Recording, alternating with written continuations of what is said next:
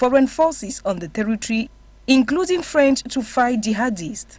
According to Seydou Abdoulaye, the coordinator of M62 movement organizing the demonstration, they are anti-French slogan because we demand the immediate departure of the Barkhane force in Niger, which is alienating our sovereignty and destabilizing the Sahel.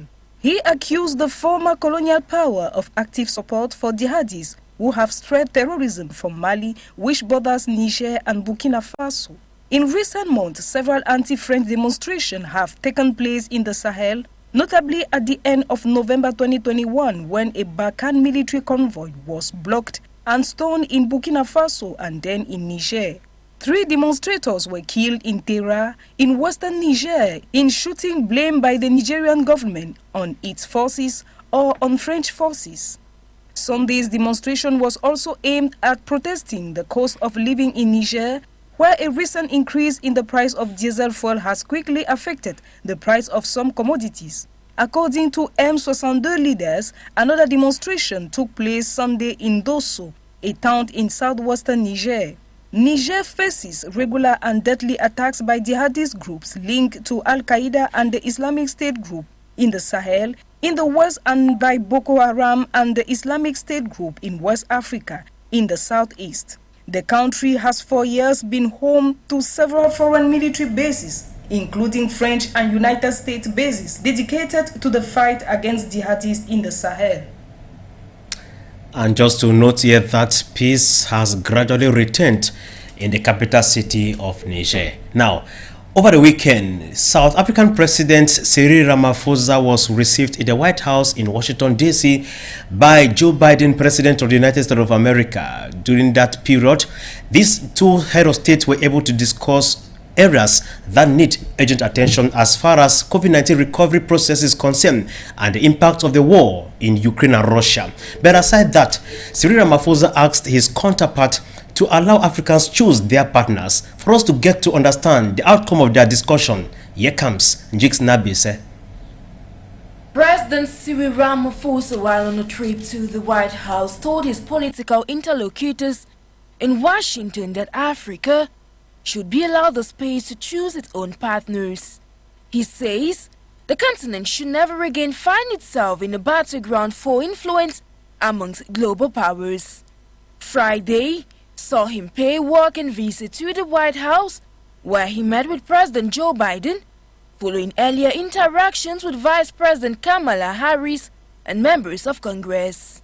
The day was filled with extensive discussions covering a broad range of topics, from increasing business investment to financing for a just transition away from fossil fuel dependence to geostrategic concerns, particularly in Mozambique.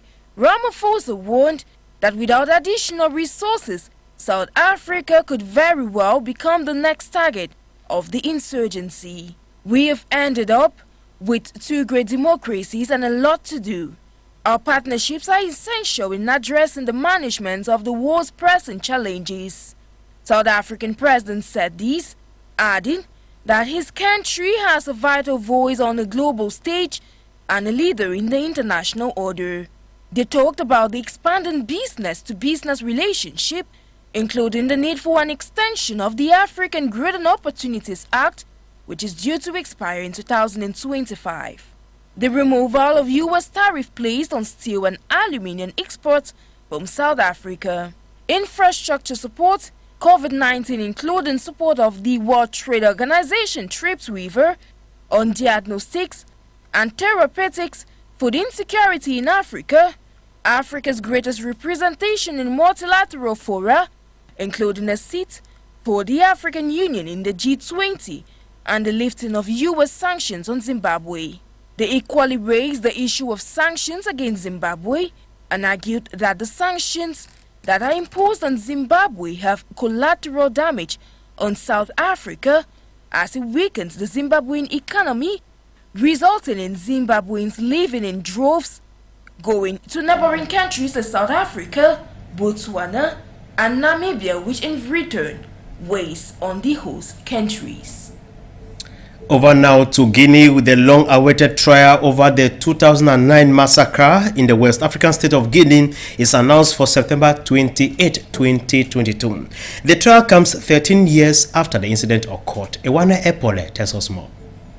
After a long await of trial over the 2009 massacre in Guinea, the Minister of Justice, Alphonse Charles, said during a press conference on Friday that the proceedings will revisit the history of their country and that his people will come out of the trial with a new vision of Guinea, where impunity will no longer have its place, with hopes of a process of reconciliation.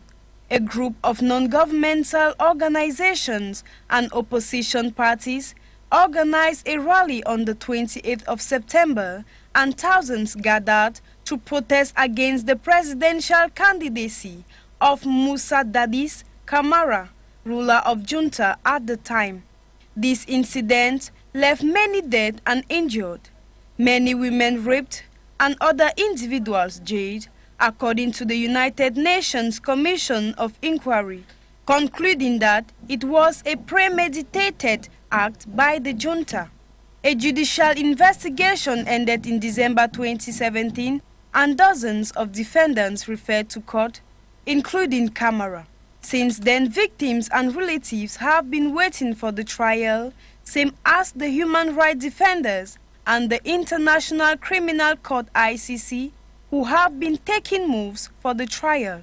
The Minister of Justice had provisionally suggested a date for the trial, but it was postponed to September 28 at the request of the ICC prosecutor to be present on the opening of the trial. African countries has for over the years been encouraged to boost trade amongst themselves like it was the case in the past with trade by barter. Experts say effective cross-border trade in Africa could lead to a meaningful development in the African continent. Njix Nabise tells us more. From trade by barter in the time of the old to what is called the 21st century trade, Africans had coexisted without issues on local economic level. As opposed to trade by barter where countries could identify the resources and exchange them, we have a continent filled with different currencies coupled with exchange rate, which poses challenges. Cross-border trade could lead to development in Africa if Africans would do it themselves, starting from the agricultural sector, then boosting industrial growth, improving transnational routes and bringing in technology. According to Dr. Ningwanyam, an entrepreneur, youth unemployment should be countered. Then we focus on serving what is required for the growth of the continent in a palatable manner. He added that from the roots, that is to say educational systems needs to be revised and the youth rescued. Given the current food crisis, the International Monetary Fund has estimated that 15% of food imports into the African continent are from neighboring countries where we mostly sell what comes from outside. Africans therefore called upon to be each other's strength, promote each other so that cross-border trade could flourish and lead to development, hence promoting the Ubuntu perspective. Now, let's make a stop in Cameroon, where we are told that mining companies are at loggerheads with community leaders in the rich mineral region of the east. Most community leaders or community actors complain of developmental neglect by the Chinese companies. But then, what is the government of Cameroon doing at that level? Details in this report. In Cameroon's mineral-rich eastern region, the sight of artisanal gold miners getting expelled from mines by the military is getting more and more common. In a town like Kembele, for example, landowners are in conflict with Chinese mining companies. Even before I was born, villagers here were involved in artisanal gold mining, but things have taken another turn with the Chinese. Since they've arrived, we no longer have the possibility to work in our own fields. Firstly, because we've been expropriated, and secondly, no one in the village has the right to benefit from the Chinese economic fallout. Once there were big trees here. It was all a dense forest. Today, it has become more like a savanna.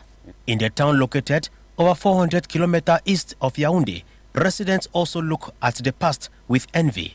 They regret how cohabitation with the mining companies has turned out to inflict more pain and frustration than blessing. We no longer have the possibility to operate freely on our lands.